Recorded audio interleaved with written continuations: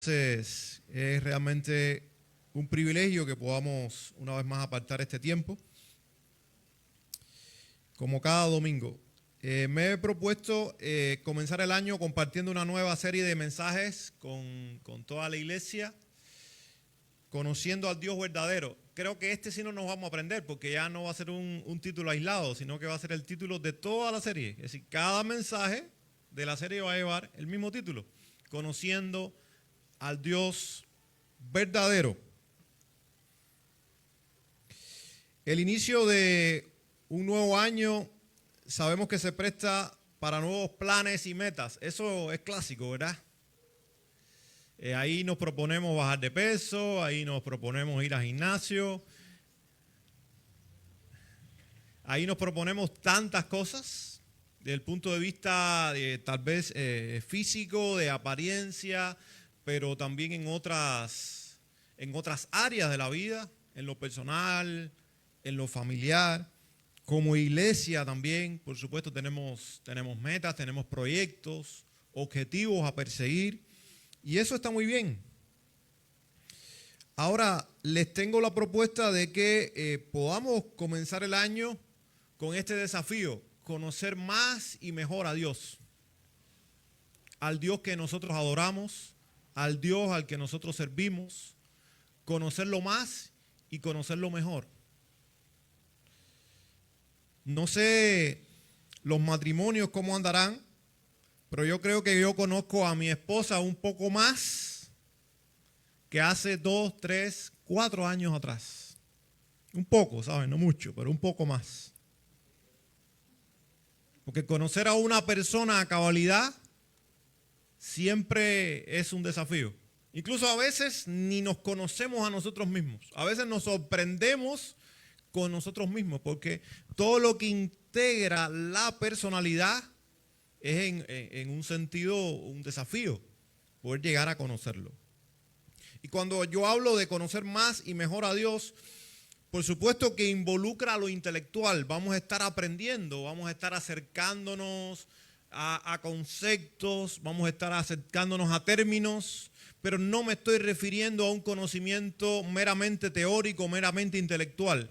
La Biblia habla de conocimiento en el sentido teórico, pero la mayoría de las veces cuando se habla de conocimiento y el conocimiento de Dios es un conocimiento relacional, es un conocimiento íntimo.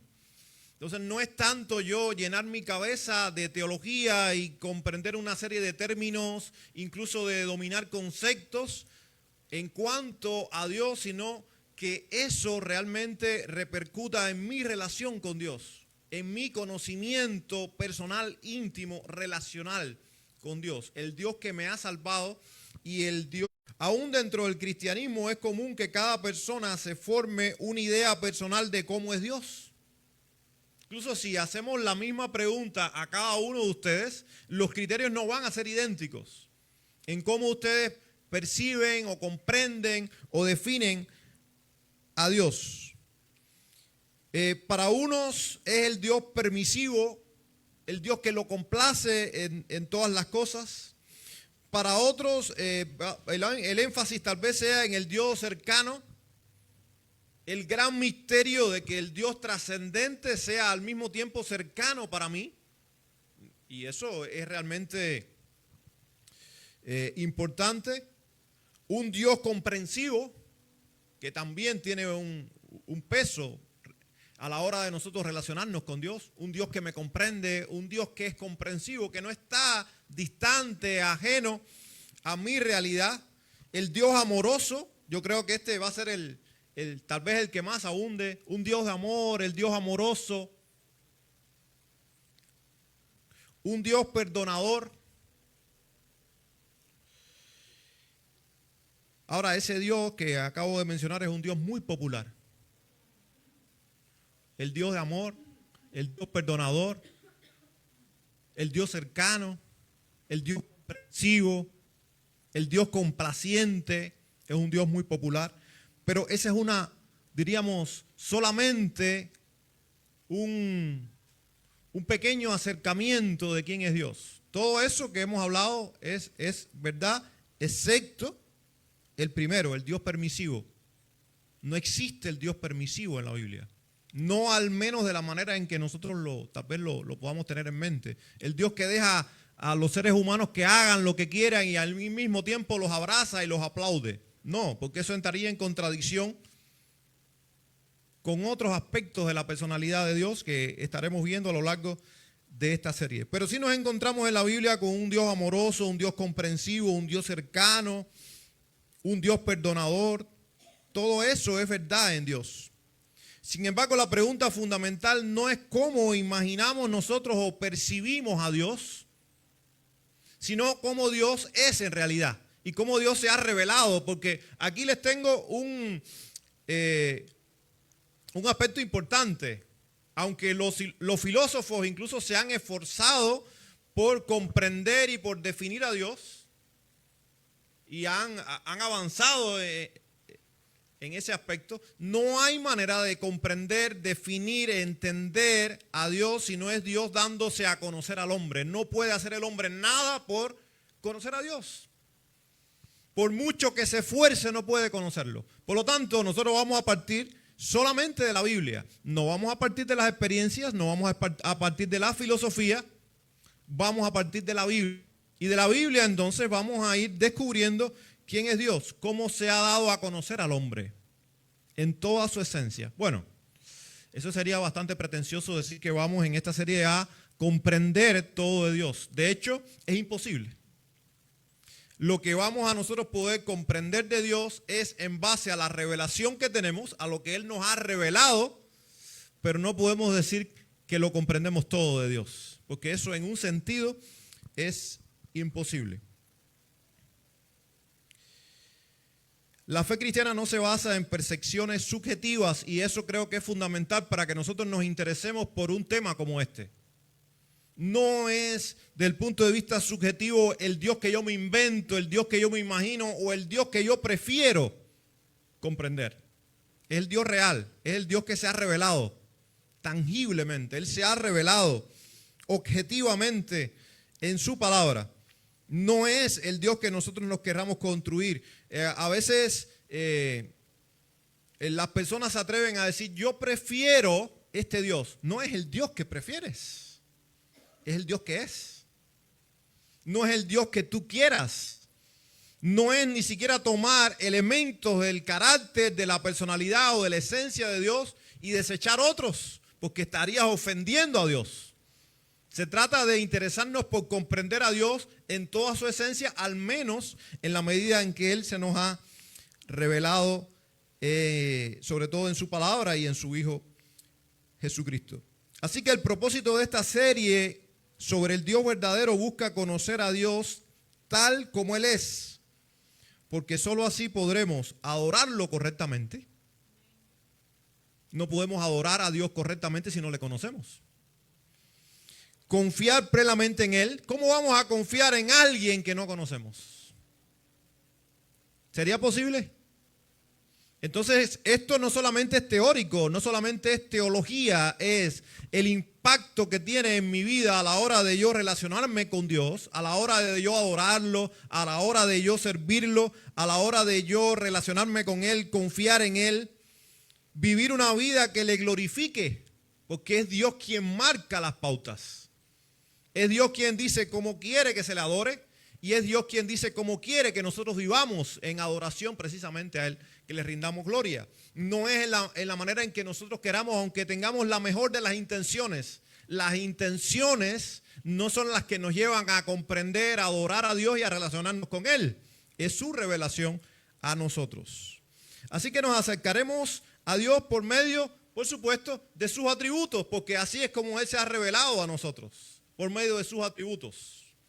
Atributos, hablamos de aquellos aspectos que no, pues vamos a usar atributos. Pero entendámoslos así. No son añadiduras a Dios, sino que nos vamos a referir a las perfecciones de Dios, a cómo Dios se ha manifestado por medio de esas cualidades, perfecciones, o si prefiere llamarle atributos. ¿Qué son entonces los atributos de Dios? Bueno, los atributos de Dios como le decía, son las perfecciones del ser divino. Y aquí vamos conceptualizando algunos aspectos. Dios no es una persona, Dios es un ser que existe eternamente en tres personas. Entonces, es correcto referirnos a la persona del Padre, a la persona del Hijo y a la persona del Espíritu Santo, pero no es correcto referirnos a Dios como la persona de Dios, sino como el ser de Dios. El ser divino que existe eternamente en tres personas. Entonces sí, la persona del Padre, la persona del Hijo y la persona del Espíritu Santo. Él se revela en las Escrituras por medio de sus atributos, que son muchos, que describen quién es Dios en su esencia y cómo Él actúa de manera coherente con su naturaleza divina. Entonces son aspectos profundos que vamos a estar viendo, pero sobre todo lo que queremos es ir viendo cómo todo esto impacta en nuestra relación con Dios en la medida en que le vamos conociendo más. Los atributos, como le decía, no son parte de Dios, sino la totalidad de Dios. Como algunos han dicho, Dios es sus atributos. Y aquí entonces hay que hablar de una definición de Dios, o algunos lo ven incluso como un atributo, que es la simplicidad de Dios. Dios es un ser simple. ¿A qué me refiero? No estoy hablando de que es sencillo, de que es simplista conocer a Dios o el ser de Dios, sino lo que estamos hablando es que cuando hablamos de la simplicidad de Dios, no podemos imaginar que Dios está compuesto de la suma de. No es un poco de misericordia sumado a un poco de amor, sumado a un poco de paciencia y sumado a un poco de eternidad e inmutabilidad. No.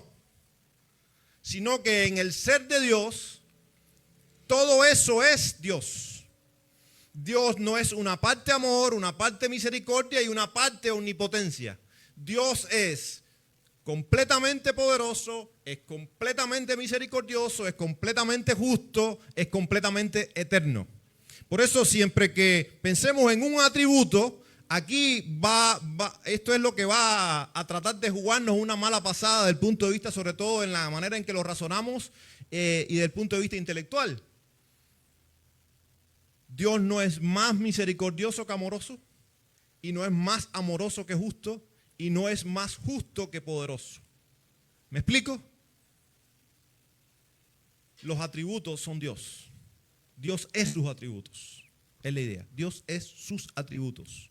Y no hay un atributo que sea un porcentaje más elevado que el otro.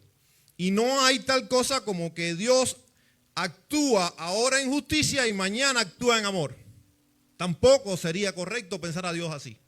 Dios es siempre amoroso y es siempre justo y es siempre misericordioso. A eso es a lo que me refiero con la simplicidad de Dios. Y bueno, ya le he mencionado algunos atributos, pero son muchos más. Eternidad, inmutabilidad, omnipotencia, omnipresencia, omnisciencia, eternalidad de Dios, santidad, justicia, amor, misericordia, gracia, fidelidad, bondad, sabiduría, aceidad, que es un atributo que muchas veces se pasa por alto, espiritualidad.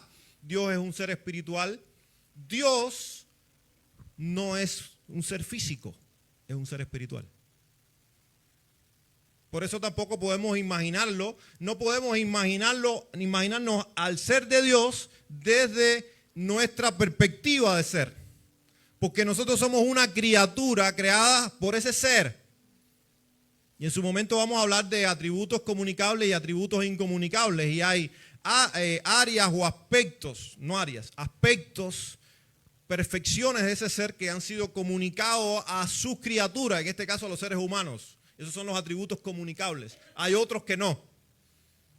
Pero aún así tenemos que entender que no podemos imaginarnos a Dios como un hombre que va caminando y que es como nosotros y que tiene emociones como nosotros. No, es un ser espiritual. No está compuesto de un cuerpo y no está sometido al tiempo ni al espacio. En su momento hablaremos un poco más de eso.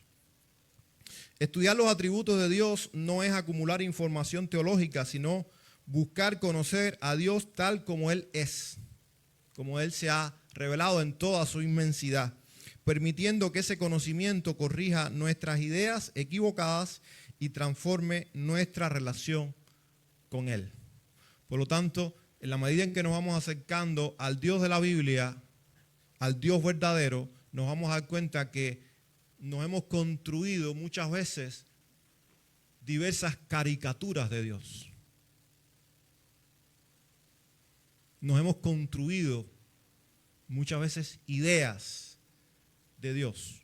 Pero en la medida en que nos vamos acercando, nos damos cuenta que esas caricaturas se van disipando para ir comprendiendo con mayor cabalidad al Dios verdadero, al Dios de la Biblia. Ahora, ¿por qué importa conocer a Dios? Vamos a Jeremías 9.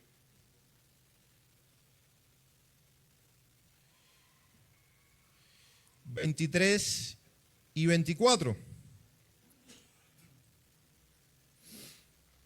Dice así este texto: así dijo Jehová. ¿Quién está hablando? Dios mismo.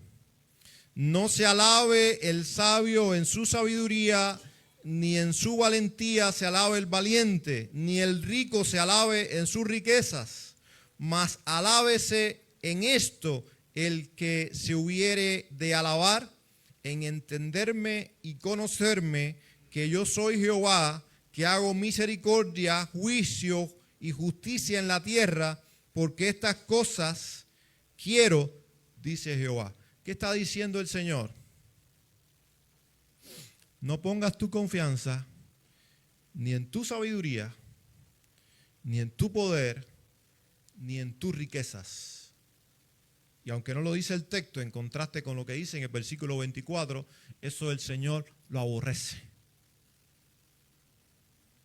Una criatura confiando en su sabiduría, una criatura confiando en su poder y en sus riquezas, termina ofendiendo ¿a quién? A su creador. Por eso dice, si has de alabarte, alábate en esto, en conocerme más y mejor a mí. Es lo que dice el versículo 24. Si quieres realmente tener algo de qué vanagloriarte, si es que se puede usar la palabra, como dijo Pablo, pensando seguramente en este texto, le dijo a los Corintios, el que se gloría, gloríese en el Señor. ¿Qué está diciendo Dios? Es una afrenta para mí que la criatura, lejos de gloriarse en conocerme, en adorarme, en exaltarme a mí, termine entonces gloriándose a sí mismo porque confía en su sabiduría, o confía en su poder, o confía en sus riquezas. Dice, mas alábese en esto el que se hubiere de alabar, en entenderme y conocerme. Y ahí usa dos términos, entenderme y conocerme. El primero habla de entender con discernimiento. No está hablando de entender desde el punto de vista intelectual solamente. Está hablando de que tiene que haber una relación, o debe haber una relación entre la criatura y su creador de asombro, donde yo pueda contemplar la grandeza de Dios desde sus obras y desde su carácter y desde su revelación, y que eso me lleve a mí a exaltarlo, a adorarlo. Es lo que se espera. En la medida en que yo le voy comprendiendo cada vez más, y en la medida en que yo me voy relacionando con Él. Porque qué cosa tan extraordinaria que el Dios, como yo les decía, el Dios trascendente, el Dios que lo cubre todo, que lo conoce todo, el Dios que no depende de nadie. Ese es el atributo de la seidad. Dios no depende de nadie. Dios no nos hizo a nosotros para estar feliz. Él nos hizo porque le plació. Y la diferencia entonces es que para nosotros estar feliz necesitamos adorar al que nos hizo. No puede el hombre encontrar satisfacción en su vida si va por la vida tratando de exaltarse a sí mismo y esperando que los demás le exalten a él. Eso termina frustrando al hombre. Eso termina desviando al hombre de su propósito con el cual fue creado. El hombre va a encontrar propósito en la medida en que se encuentra con Dios, comprende a Dios, se asombra con ese Dios que se le ha hecho incluso cercano a él, que le hizo porque quiso y puso su imagen en él porque le plació. Entonces lo más natural es que el hombre se asombre con esto y eso lo lleve a dar gracias a Dios y a vivir para él. Por eso está diciendo acá el Señor, si quieres agradarme a mí, esfuérzate entonces por conocerme y esfuérzate entonces por relacionarte conmigo. Pero no te centres en ti mismo, porque tú no eres el centro. Tú fuiste creado para darme gloria a mí, no para darte gloria a ti mismo. Dios no quiere un conocimiento superficial o teórico, sino un conocimiento que involucre relación, obediencia y, por supuesto, confianza. Ese es el Dios de la Biblia. Y bueno, en la medida en que luego el versículo 24, pues ya ahí nos hace algún adelanto de la persona divina, del carácter divino, de quién es Dios. Y se manifiesta como un Dios misericordioso, un Dios de juicio o de justicia, un Dios que es recto. Por lo tanto, que estamos aquí, estamos frente a un ser que es moralmente perfecto. Y como que es un ser moralmente perfecto, Él va a demandar de sus criaturas que sus criaturas tengan en cuenta la santidad de Dios y se comporten también en santidad. Que dice luego en el Nuevo Testamento, pero que es un tema que se recapitula por toda la Biblia: sed santos porque yo soy santo. Que es otro de los atributos de Dios, su santidad. Hermanos, entonces, conocer a Dios correctamente redefine lo que valoramos, porque en la medida en que nosotros conocemos a Dios realmente y nos damos cuenta de quién es Dios y la relación que hay entre nosotros y Él, en esa medida nosotros vamos a valorar realmente lo que vale, lo que tiene valor verdadero.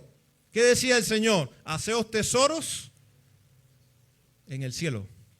El Señor Jesús hizo mucho énfasis en que lo que vale en la vida de un ser humano no es sus posesiones, no es cuánto sabe, no es cuán popular es, sino su relación con su Creador y en este caso con su Salvador. Por supuesto que también en la medida en que conocemos más a Dios, esto va a impactar en nuestra confianza en Él. Como les decía, ¿cómo vamos a confiar en un Dios que no conocemos? En un Dios abstracto. O en un Dios que hoy es de una forma y mañana es de otra forma. ¿Cómo vamos a confiar en alguien así? En un Dios que no conocemos realmente. Y por supuesto, esto también va a tener un impacto fundamental en la manera en que tomamos decisiones en la vida. ¿Qué nos motiva? ¿Cuáles son las decisiones que tomamos? ¿Cuáles son nuestras prioridades? La manera en que nosotros comprendamos a Dios va a tener un impacto fundamental también en nuestras decisiones, en nuestra manera de vivir. Una fe basada en una idea equivocada de Dios produce una vida cristiana frágil. ¿Entendemos eso? Una fe que está basada en un Dios que termina siendo una caricatura, pero no el Dios de la Biblia, es una fe frágil. Porque hoy vamos por aquí y mañana cambiamos el rumbo. Porque el Dios nuestro cambia. Porque hoy es un Dios amoroso y mañana es un Dios de otra forma. Porque son caricaturas que tenemos en nuestra mente, pero no un conocimiento muchas veces de Dios verdadero. Dice MacArthur, la vida que agrada a Dios fluye de un conocimiento correcto de quién es Él. Si queremos agradar a Dios realmente, tenemos que conocerlo. Porque ¿cómo voy a agradar a alguien que no conozco? Tomando la imagen de un matrimonio. Muchas veces cuando se ha hecho muy popular entre los matrimonios el libro Los 5 lenguajes del amor. Lo conocen, ¿verdad? Algunos de ustedes. ¿Y qué es lo que enfatiza el autor ahí? ¿Cómo vas a agradar a tu pareja si no le conoces? Si no entiendes su lenguaje de amor. Si le traes un regalo pensando que es lo mejor y esa persona lo que necesita es que le dediques tiempo. O que le ayudes porque le ves pasando trabajo y pasas de largo. Porque no puedes agradar a alguien a quien no conoces.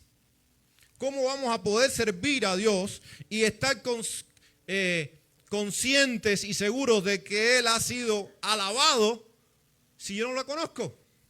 Si tal vez lo que le estoy brindando lo ofende y no lo engrandece. Tengo que conocerlo para luego entonces poder brindarle la adoración que Él merece y poderme relacionarme con Él en los términos que Él establece, porque no son los términos que yo establezco, son los términos que establece Él.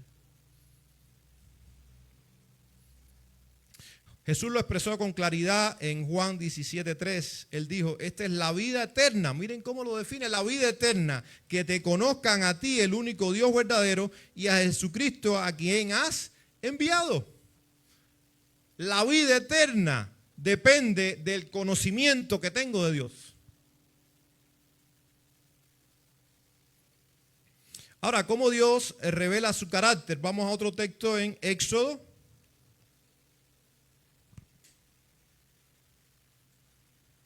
Segundo libro en nuestras Biblias, Éxodo 34, 5 al 7.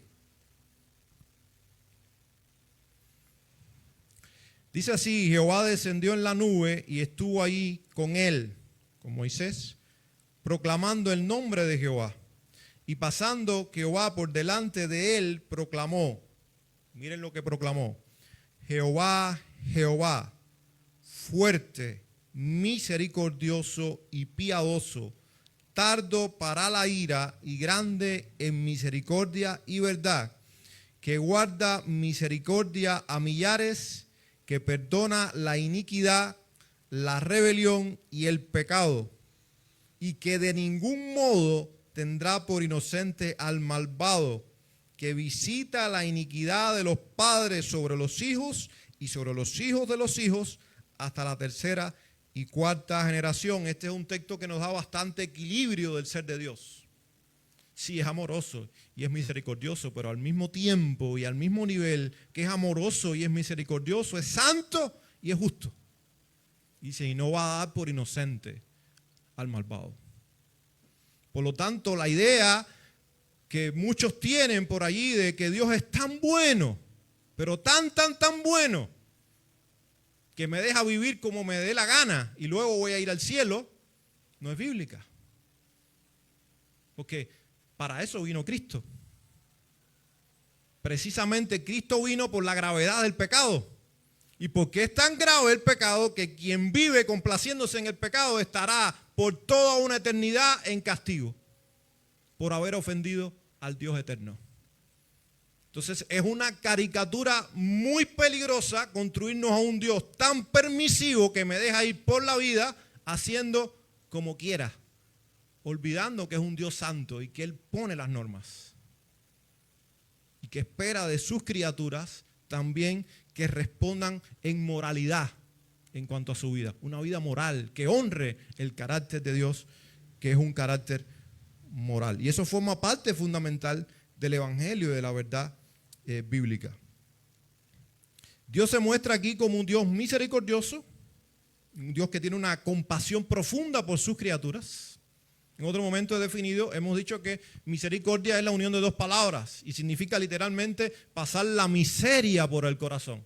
Es el Dios que se apiada de sus criaturas en su miseria. Es un Dios piadoso, un Dios que además de tener misericordia no se queda pasivamente, sino que se ha brindado a socorrer al hombre. Es un Dios tardo para la ira. Y esto nos habla de que hay un dominio en el carácter de Dios que es absoluto, que es perfecto. A veces yo domino la ira, pero a veces no la domino. ¿Es así o no? Pero Dios tiene dominio absoluto. Dios nunca se pasa. Dios nunca se va más allá. Siempre actúa en completa integridad con su perfecto carácter. Y dice que es grande en misericordia y verdad, pero también afirma el texto, y ya lo enfaticé, que de ningún modo tendrá por inocente al culpable. Entonces aquí vamos teniendo un panorama del carácter de Dios. Un Dios que es bondadoso, que es misericordioso, pero que es justo y que es santo también. Ahora, qué bueno, qué extraordinario que vino Cristo. Porque no solamente Cristo vino a salvarnos, y eso es muy importante y tenemos que entender todo lo que esto implica, sino que Cristo vino a mostrarnos a Dios como nunca antes. Nos damos cuenta de la ventaja que tenemos nosotros en relación a los creyentes antes de Cristo. Ahora es más fácil para nosotros cuando nos abstraemos y decimos, bueno, yo quiero ahora contemplar a Dios. ¿Cómo voy a contemplar a Dios? ¿Me lo voy a imaginar? ¿Lo voy a dibujar en una hoja? ¿Cómo voy a contemplar a Dios? ¿En base a qué? Al conocimiento que tengo de Él en su revelación. Entonces yo me abstraigo y comienzo a contemplar a Dios para adorarlo y comienzo a contemplarlo desde sus atributos, pero lo más fácil es ir ¿a dónde? A Cristo. Porque es que en Cristo vamos a tener de manera encarnada, aunque esto nos puede provocar un dolor de cabeza, a toda la plenitud de la deidad. Entonces todo esto que he hablado y que vamos a estar hablando a lo largo de esta serie, lo podemos encontrar en Cristo, en un ser humano, en una persona de carne y hueso, pero en el cual habitó toda la plenitud de la deidad. Entonces un ser humano de carne y hueso que al mismo tiempo sea eterno, impasible, que en él habita la seidad, que es omnipotente, omnipresente, omnisciente, sabio, justo, misericordioso, lleno de gracia.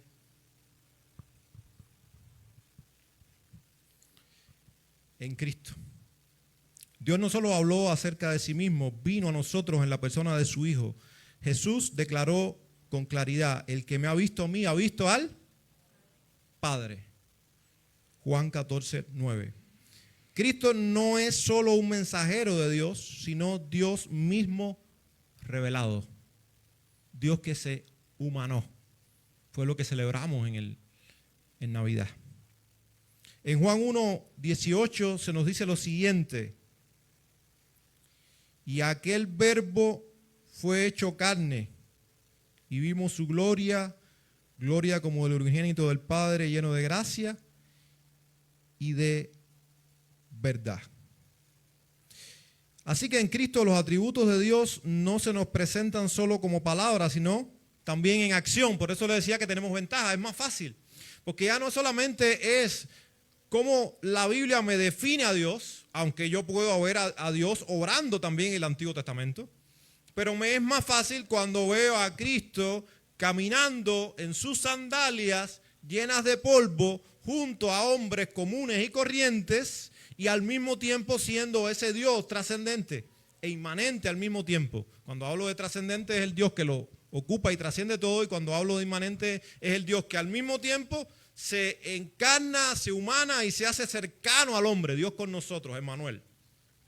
Van viendo el contraste entre la grandeza de Dios y al mismo tiempo cómo Dios en su bondad y siendo un Dios personal y cercano, no una idea abstracta, es capaz de humanarse y de caminar con nosotros en la persona de Cristo y de tener, dice, misericordia de nosotros, compadecerse de nosotros. Y dice también que Cristo fue tentado en todo, como nosotros, aunque sin pecado. Entonces nos es mucho más fácil relacionarnos con Dios y entender a Dios en toda su grandeza, con todas las limitaciones que esto implica para nuestro intelecto, pero desde la persona y obra de Jesucristo. El punto culminante de esta revelación, nosotros sabemos que fue la cruz. Allí Dios mostró al mismo tiempo su justicia y su misericordia. Algo que, desde el punto de vista intelectual, es prácticamente imposible concebir. Cómo Dios es justo y al mismo tiempo es misericordioso. Cómo Dios puede ser justo con el hombre y hacia el pecado y al mismo tiempo tener misericordia y perdonar al pecador si es un pecador. Ahí está la cruz. Como alguien dijo, donde la justicia y el amor de Dios se encuentran en la cruz. La justicia de Dios que debería haber caído sobre los hombres y aniquilarlos para siempre, esa ira y esa justicia, ¿sobre quién cayó? Sobre el propio Hijo de Dios. Y entonces ese Hijo de Dios que ocupa el lugar del pecador de nosotros y que carga sobre sí el castigo que merecíamos nosotros, ahora en su bondad, habiendo resuelto su justicia, nos llama a sus hijos. Por eso en la cruz, la justicia y la bondad o el amor de Dios se encuentran a perfección, de una manera asombrosa, en la obra de Cristo en el Calvario. Leo Romanos 3, 25 al 26. Dice, a quien Dios exhibió públicamente como propiciación, hablando de Cristo, por su sangre a través de la fe, para demostración de su justicia, porque en su tolerancia Dios pasó por alto los pecados cometidos anteriormente, para demostrar en este tiempo su justicia, a fin de que Él sea justo y sea el que justifica al que tiene fe en Jesús. Ese es el milagro a lo que nosotros llamamos salvación. El Dios justo que no condena al pecador, sino que lo justifica en Cristo. Así que conocer a Dios en Cristo no es solo un conocimiento intelectual, sino relacional y salvador. Que te conozcan a ti, el único Dios verdadero, y a Jesucristo, a quien tú has enviado, es la vida eterna. Jesús dijo que la vida eterna consiste en conocer a Dios, ya lo vimos, pero dice Hebreos, en Hebreos se afirma que Cristo es la revelación final y suficiente de Dios, el resplandor de su gloria y la imagen misma de su sustancia. Por eso cuando nosotros nos relacionamos con Dios a través de Cristo, nos estamos relacionando con el Dios en todo el sentido de la palabra, pero que por medio de Cristo se hizo cercano a nosotros. Por eso no podemos conocer verdaderamente a Dios aparte de Cristo. Por eso tenemos que ser tan cristocéntricos en el mensaje de nuestro evangelio, el evangelio que predicamos, el único evangelio verdadero. Nosotros no podemos predicar el evangelio a alguien y dejar a Cristo afuera, no es posible. De hecho, cuando nosotros vamos a tratar de llevar a una persona a Dios, a que se reconcilie con Dios, la única forma es por medio de ¿quién? De Cristo. Yo soy el camino, dijo él. Yo soy la verdad y yo soy la vida. Nadie viene al Padre sino por mí.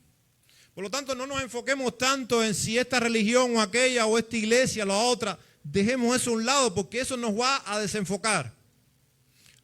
Un familiar, un amigo, un compañero de trabajo, llevarlo a Cristo de la manera más sencilla posible. Cristo ocupó tu lugar. Necesitas creer en Cristo y ser llamado entonces un hijo de Dios. Luego vendrá todo lo demás, lo que implica el discipulado, el que esa persona se congregue sistemáticamente en una congregación. Pero a veces nos perdemos en tantas cosas que pueden ser importantes, pero no llevamos la persona a Cristo. Porque sin Cristo no hay vida eterna. Sin Cristo no hay reconciliación con Dios, no hay salvación para el ser humano. Concluyo citando a Tozer, un destacado pastor, ya murió, su esplendor, su ministerio, un escritor también muy destacado, fue alrededor de la década del 30, del 60, del siglo XX, 1930, 1960. Él precisamente predicó, por supuesto, una serie mucho más vasta que la que voy a predicar yo. Yo creo que él se pasó hablando de los atributos de Dios posiblemente varios años. Yo tengo los 2 volúmenes que son la compilación de sus mensajes sobre los atributos de Dios o las perfecciones de Dios. Son 2 volúmenes así. Y eso es la recopilación de sus mensajes, de sus sermones, que luego se editaron y son ese volumen de los atributos de Dios, volumen 1 y volumen 2. Por lo tanto, estoy hablando de varias décadas, del 30 al 60, donde él predicó varios de esos mensajes que están ahí en forma ahora de libro. Él insistió en la importancia de conocer a Dios tal y como se revela en la Biblia. Incluso advirtió lo siguiente, y miren cuándo lo advirtió. Hace varias décadas. y dijo esto: el cristianismo está en decadencia y se está hundiendo en la alcantarilla porque el Dios del cristianismo moderno no es el Dios de la Biblia, dijo Tozer. Y eso es muy preocupante. Que nosotros podamos, que exista la posibilidad de que el Dios que nosotros tenemos aquí esté distante del Dios verdadero. Por eso insistió tanto él en este tema, y no solamente él, otros muchos. Hermanos, ¿qué cambia cuando conocemos al Dios verdadero? Nuestra adoración cambia radicalmente. Porque lo vamos a adorar comprendiendo realmente quién es Dios, asombrados, porque eso es adoración. Y de lo más profundo entonces de nuestro corazón le vamos a adorar, le vamos a alabar, y no con ligereza. ¿Qué otra cosa cambia? Nuestra confianza en Él cambia. Porque cuando nosotros lleguemos a comprender al Dios inmutable, el Dios que no cambia, al Dios trascendente, pero el Dios inmanente que está aquí, y no solamente que está aquí, sino que está dentro de mí, y al Dios todopoderoso y al Dios que todo lo sabe, eso también va a tener un impacto fundamental en mi confianza, en cómo yo me relaciono con ese Dios. Y darme cuenta que no hay ninguna circunstancia, nada que pueda ocurrir, como nos decían en el tiempo de alabanza, por catastrófico que sea, que me pueda apartar o separar de la esperanza que tengo en Dios. El Señor lo dice de una manera muy hermosa, dice: estamos escondidos con Cristo en Dios. También va a impactar nuestra obediencia a Él. Ahora recuerdo una anécdota, la leí en un libro. Un joven llegó a su pastor. Le dijo: pastor, estoy teniendo un problema con la pornografía. No puedo salirme de la pornografía. El pastor lo primero que hizo fue confrontarlo con la persona de Dios. Le dijo: ¿crees en la omnipresencia de Dios? Claro que lo creo. Le digo: pero en la práctica no lo estás creyendo. Si te dieras cuenta que cuando te escondes a hacer lo que ofende a Dios, estás delante de Dios desnudo, eso pudiera ser un punto para ti para poder vencer ese pecado o esa inclinación. Y por supuesto el pastor tuvo otro tratamiento, no solamente fue desde el punto de vista teológico, pero es que el elemento teológico es fundamental para nosotros poder darnos cuenta de las pisadas que estamos dando. Por eso nuestra identidad también va a cambiar. Vivimos afirmados en quién es Dios y cómo Él actúa con nosotros. Por lo tanto, ya nuestra identidad no va a depender de quién dice, si la moda o el influencer o el otro, porque mi identidad no depende de eso, depende de mi relación con Dios y yo cómo me concibo como criatura y como hijo de Dios delante de Él. Y nuestra misión en la vida también va a cambiar, porque nuestras prioridades, Dios que a veces nos imaginamos, que a veces ha llegado a nosotros de manera tan distorsionada, sino como el Dios verdadero, el Dios que se ha revelado a nosotros de una manera bien precisa, no solamente para amarnos, sino también para salvarnos. Te damos gracias y oramos en el nombre de Jesús. Amén.